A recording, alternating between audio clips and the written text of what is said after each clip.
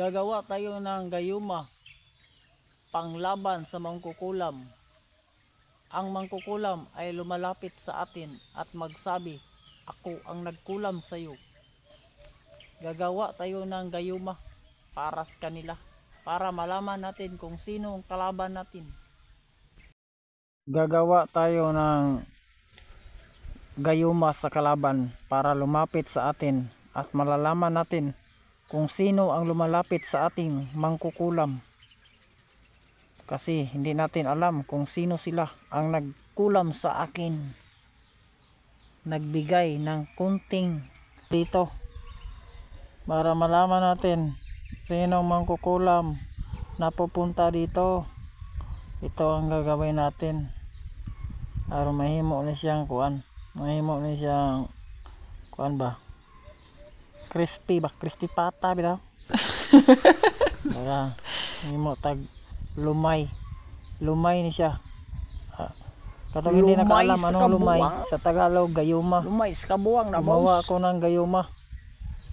Gayuma po ito. Gayuma sa mangkukulam. Para ang mangkukulam lumalapit sa akin at magsasabi, "Ako ang nagkulam sa iyo. Kinukulam kita. Kasi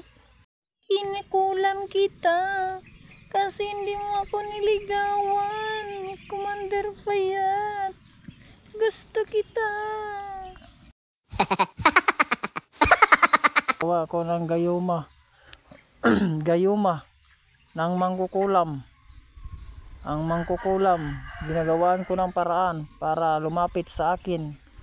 Yung mangkukulam na hindi ko alam kung taga saan sila, lalapit sila dito sa akin at magsabi, "Ako ang nagkulam sa iyo, bata. Kasi hindi mo ako nagustuhan. Baliwala mo lang ako. Kinukulam kita." Yan ang sasabihin sa mangkukulam. Lumalapit sa akin yan kasi ginagawa ako ng gayuma. Ito, gayuma ang ginagawa ko, parang crispy pata. Lagyan natin ng tali para hindi makawala ang mangkukulam. Ito, lagyan natin ng tali para pagpunta dito sa mangkukulam, magsabi ang mangkukulam, "Pakawalan mo na ako. Hindi ko na kaya. Hindi ko na kaya. Pakawalan mo ako. Ilabas mo na ako." Yun ang sasabihin sa mangkukulam. Kasi ginagawaan ko ng gayuma. Kasi yung tinain ng manok, pag ilang araw na yan, aamoy yan eh. Ibang amoy na. So lalapit na sila sa akin at magsabi, "Ako ang nagkulam sa iyo. Kinukulam kita, Commander Payat. Kasi hindi mo ako pinansin dati." Yun ang sasabihin sa mangkukulam.